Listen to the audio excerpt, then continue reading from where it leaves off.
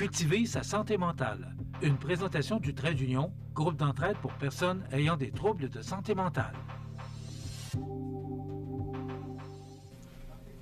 Je vous souhaite la bienvenue à cette autre chronique Cultiver sa santé mentale. Je suis en compagnie de Mélissa Boilard du Trait d'Union. Mélissa, bonjour. Bonjour. Mélissa, les journées commencent à raccourcir et pas mal à part ça. Mon octobre est un petit peu plus difficile. On a eu un beau mois de septembre, mais là, on s'aperçoit qu'on s'en va vers le mois de novembre. Et là, on va parler aujourd'hui de la dépression saisonnière.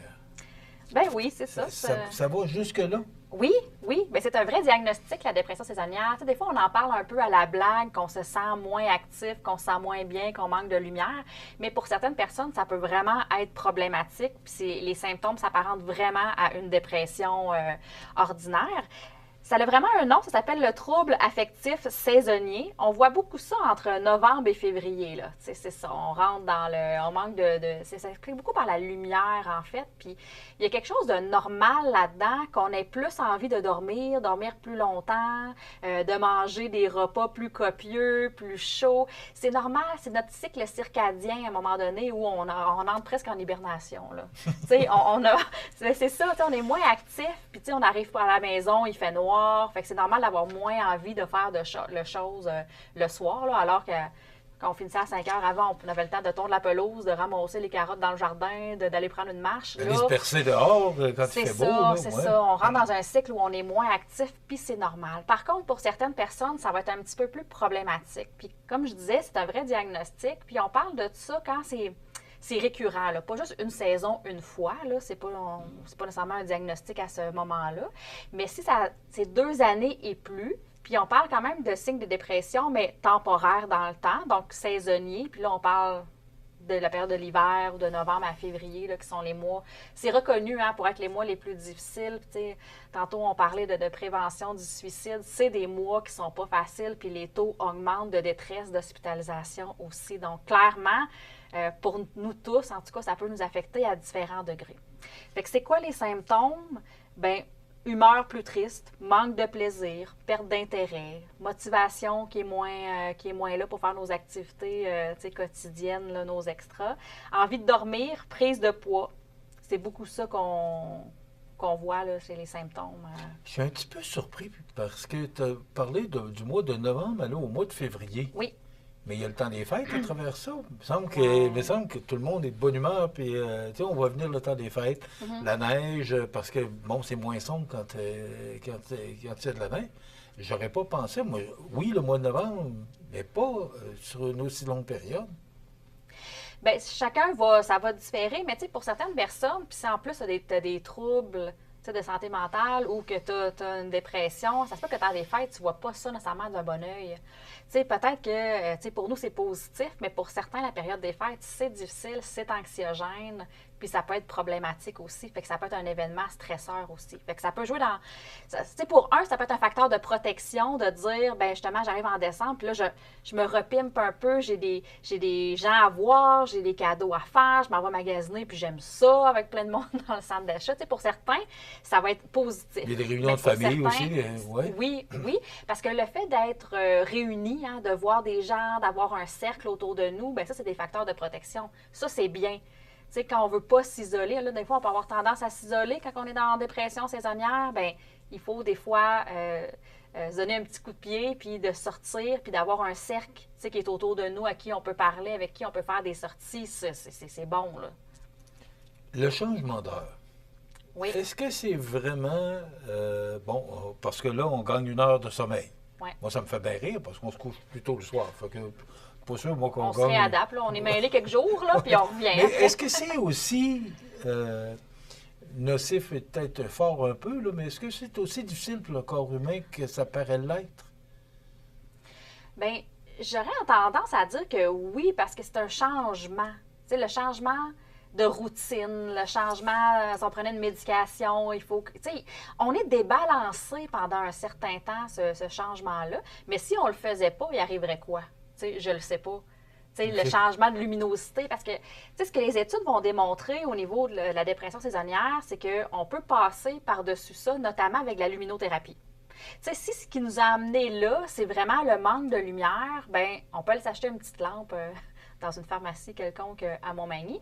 Puis, c'est de 15 à 30 minutes par jour. Puis, ça peut vraiment avoir des effets. C'est démontré, oui, sur les symptômes dépressifs, les symptômes, les troubles de l'humeur, etc. Donc, mais de sortir dehors aussi, là, ça fonctionne. C'est quand il fait beau de s'exposer à la lumière. Mais tu sais, on prend-tu moins le temps, peut-être l'hiver, il faudrait sortir sur l'heure du dîner à nos pauses, parce que on commence à travailler, on arrive en auto, il fait noir, on repart, il fait noir encore. Fait que, tu sais, il faut peut-être trouver des moments pour sortir, puis c'est démontré que ça prend pas 2 heures, là. Pas besoin d'avoir 2 heures de randonnée à l'extérieur. Une trentaine de minutes? C'est une trentaine de minutes. Puis ça serait suffisant, en fait, pour aller chercher les vitamines, puis tout ce que la lumière, en fait, là, nous amène pour contrer ça. Fait que c'est peut-être d'être attentif à des petites choses comme ça. Il y en a des petits trucs et astuces pour pas plonger dans notre dépression saisonnière.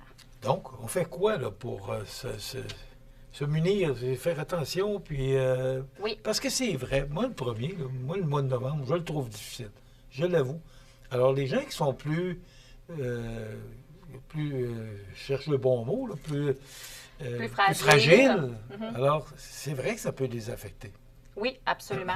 Parce qu'effectivement, je pense qu'on le vit tous à certains degrés, mais pour certains, ça va être pire que d'autres. Puis, tu sais, oui, il y en a des trucs. Là, je disais tantôt, tu sais, des fois, on a la prise de poids, on a tendance à vouloir manger plus de sucre, plus de gras. On hiberne, hein, comme les ours. On veut prendre des réserves, je ne sais pas. Mais la nourriture est confortante aussi. C'est comme si on a besoin de ça à l'arrivée de l'hiver. Mais il faut faire attention. Parce qu'un facteur de protection ou quoi faire, bien, ça serait d'avoir des repas qui sont toujours équilibrés, comme on avait l'été. Fait que quand même manger des fruits et des légumes, puis manger bien, puis pas manger plus que le corps est capable d'en prendre pour éviter. Parce que c'est vrai qu'on est moins actif, peut-être l'hiver aussi, en tout cas pour la plupart des gens. Fait que si on ne veut pas... avoir une prise de poids importante. Puis ça amène d'autres choses. Hein? Ça peut amener une dévalorisation et d'autres enjeux.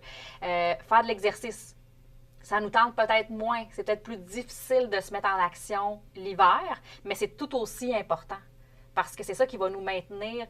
Tu sais, on se dit, plus on fait de l'exercice, plus on a le goût d'en faire, puis moins on en fait, moins on a le goût d'en faire. Bien, tu sais, c'est un petit peu ça. Fait que c'est peut-être de se botter un petit peu les fesses pour dire, bien, je vais y aller prendre ma marche une demi-heure le soir, je vais aller prendre ma marche sur l'heure du dîner. C'est pas obligé, là. Tu sais, quand on parle d'activité physique, là, c'est pas obligé d'être, je m'inscris au gym puis je vais 5 jours par semaine, là. Mais un 15-30 minutes par jour, c'est ça qui est recommandé, puis ça peut être assez.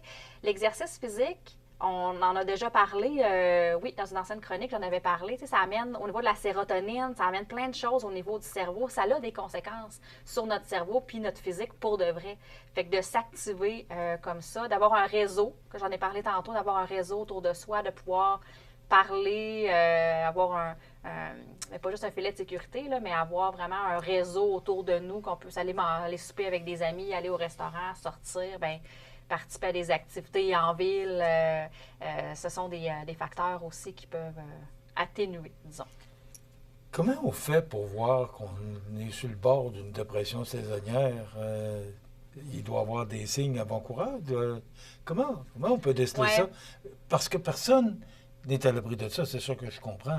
Bien, c'est un petit peu ça. Là, si vous êtes comme moi, en fait, puis que vous avez plus envie de dormir ces jours-ci, c'est normal. Quand ça devient problématique, c'est quand ça altère ton quotidien. Si tu ne veux plus rentrer au travail, les tâches deviennent vraiment difficiles. Au lieu de dormir, de te coucher une demi-heure plus tôt, tu te couches 2 heures plus tôt. Tu sais, si ça prend trop de place, puis ça t'empêche de vivre ton quotidien comme tu le ferais en temps normal, c'est là qu'il faut s'interroger puis que ça devient problématique. Tu sais, comme je disais tantôt, il y a une partie qui est normale, qui est notre cycle normal, annuel, là, avec la lumière. Qui demande plus de sommeil aussi. Qui demande plus de sommeil, puis c'est correct, puis c'est une période qui se veut plus de repos.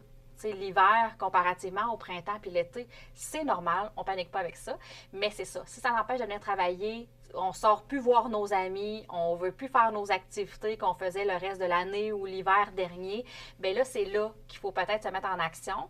Et là, par se mettre en action, bien là, ça dépend où est-ce qu'on est. T'sais. Est-ce que c'est de venir au trait d'union? Est-ce que c'est d'aller voir son médecin de famille? Parce que pour certains, ça va peut-être prendre un antidépresseur, pour d'autres, une psychothérapie, pour d'autres, la luminothérapie, puis des méthodes alternatives en naturo, par exemple, en homéopathie, ou ça peut juste donner le petit coup de pouce qu'on avait besoin, puis ça va aller. Là. Mais c'est ça. quand est-ce qu'on va au trait d'union? Quand est-ce qu'on va voir le médecin? Ou, c'est où? Parce que, bon, vous autres, vous êtes des professionnels, mais Ouais. nous autres, on ne sait pas comme à quel stade on est rendu, puis jusqu'où ça peut aller. Mais tu sais, moi, je dirais, on est toujours mieux d'agir en prévention, puis vaut mieux plus tôt que tard. Parce que si jamais c'est quelque chose qui reste, finalement, tu sais, je vais passer à travers, on se dit tout ça, là. On va passer à travers, ça va passer, mais là, finalement, on est 2 mois, 3 mois, puis ça fait juste descendre. Tu sais, malgré qu'on dort beaucoup plus d'heures, on remonte pas la pente, on ne se sent pas plus reposé, on n'est pas plus d'intérêt pour nos activités, nos loisirs, notre entourage. Bien là, puis ça perdure dans le temps, il faut peut-être se poser la question. Puis tu sais, toutes les portes d'entrée sont bonnes, tu sais, pour moi. Il y en a qui vont aller consulter leur pharmacien, qui peuvent leur prescrire quelque chose, puis le pharmacien peut voir avec cette personne-là, puis référer à un médecin, ou on s'est déjà fait référer à notre organisme par un pharmacien aussi. Votre médecin, si vous le voyez annuellement, puis ça arrive que c'est pendant l'hiver, bien, vous pouvez lui en glisser un mot sur vos symptômes, puis il va voir qu'est-ce qui est bien de faire. Ça peut être par un psychologue, un travailleur social, au CLSC. Tu sais, tout dépendant aussi les ressources qui existent déjà autour de la personne. Là. Tu sais, certains ont déjà ces personnes-là autour d'eux. Quand on n'a pas de médecin de famille, c'est plus compliqué. Là. Mais là, ce que je comprends, c'est que c'est la lumière qui nous manque. Ben, c'est... Le mot-clé, c'est lumière qui Oui. fait que ça nous affecte. Mais je parlais du changement d'heure tantôt. Même son changement d'heure, il va faire clair un petit peu plus le matin, mais il va faire noir plus Oui. tôt l'après-midi. On Oui. gagne rien, là. On gagne rien. Alors- C'est une fausse... c'est un faux gain, moi, je pense. Changer l'heure, Et, là, mais... je me disais, bon, puis là, il y a des signes qu'on doit prévenir. Mhm. Quand ces signes-là, qu'on... Bon, là, ouais, je suis mieux d'aller voir Madame Boilard pour voir si c'est normal ce que je vis. Ou, Mhm. tu sais, c'est de savoir à quel stade. Ouais. Là, c'est-tu moi qui s'écoute ou... tu sais, Ouais. c'est difficile de... Puis je comprends très bien. Parce qu'on est tous affectés. Je pense que sans Oui. exception, tout le monde Oui. est affecté Oui. par le mois de novembre. Là. Mhm. Mais c'est de savoir à quel moment où il serait important. Ouais. Tu sais, tantôt, tu parlais de la prévention du suicide. Là. On sait que Mhm. le mois de novembre, malheureusement, c'est un mois. Et on comprend, là, puis que je trouve ça important qu'on parle de ça aujourd'hui. Mais où on se situe dans ce stade-là, puis c'est quand qu'il faut... Ouais. Mais tu sais, dans le doute, consulter. Ou, vous pouvez peut-être demander à un proche Oui, mais je aussi, suis quelqu'un gêné de consulter. qui connaît. Oui. Je Bien, parle au dans trait un- d'union, c'est je pas parle dans gênant. un sens général, là, Ouais. mais... Bien, au trait d'union, ce qui est le fun, par exemple, c'est que la porte d'entrée est rapide, il n'y a pas de liste d'attente, quelqu'un débarque, quelqu'un appelle, on le reçoit tout de suite. Puis si c'est 2 rencontres pour ventiler, pour s'assurer que, pour être référé ailleurs, bien, ce sera ça. Si c'est une seule rencontre, c'est correct aussi. Tu sais, parce que, bon, sinon, on peut faire appel à son médecin de famille, mais il y a un petit délai d'attente. Si on n'a pas de médecin de famille, c'est là, je disais, c'est plus compliqué. Tu sais, on peut toujours communiquer avec le CIS pour avoir une rencontre avec un psychologue et tout ça, mais tu sais, les délais sont un petit peu plus longs. OK. Donc, à partir du moment où on se sent plus morose, il faut... Et que faut ça demander. affecte C'est- aussi notre quotidien, là. Tu sais, ça m'empêche de faire mon épicerie, finalement, je vais me la faire livrer ou finalement, je me suis Je veux inscrite au hockey je veux la plus voir semaine personne, puis passée, je reste à mais la je peux- maison, là. Oui, oui. Je dors Mais là, plus. ça affecte notre vie sociale puis la vie professionnelle. Là, ça commence à avoir des petites cloches qui doivent sonner. Mais c'est la première fois que j'entends parler de dépression saisonnière. Donc, c'est vraiment réel, là. Oui. Quand on se sent plus fatigué, c'est vraiment, là, c'est pas qu'on s'écoute. Ça Oui. fait partie, le fait qu'on ait moins de lumière, ça existe. La Oui. dépression saisonnière est là.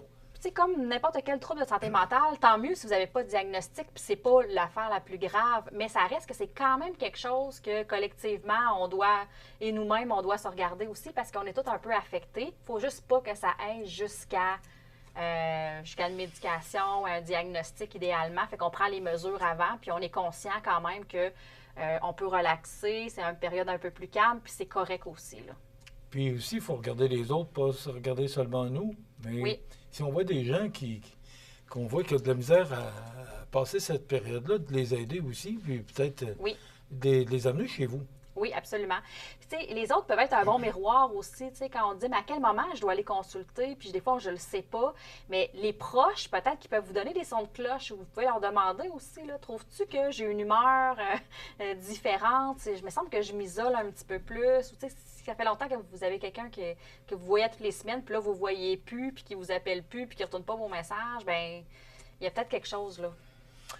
Très intéressant, ça existe, la dépression saisonnière, j'apprends ça aujourd'hui. Merci, Mélissa. Ça Si fait on plaisir. veut communiquer avec vous au trait d'union, Oui, 418-248-4948 ou par Messenger, courriel, on a un Facebook, un site Internet. On est facile à trouver. Et sinon, ben, directement à l'organisme au 64 rue Saint-Jean-Baptiste-Ouest, tout près d'ici. très intéressant comme chronique. Merci beaucoup. Merci. Alors voilà, c'est notre chronique d'aujourd'hui. Je vous invite, s'il y a quoi que ce soit, de communiquer avec le trait d'union, de faire appel. Gênez-vous pas. Il y a des organismes Oui. comme eux qui existent pour nous aider. Profitons-en, ils sont là pour ça. Donc, le trait d'union, cultiver sa santé mentale, ça complète.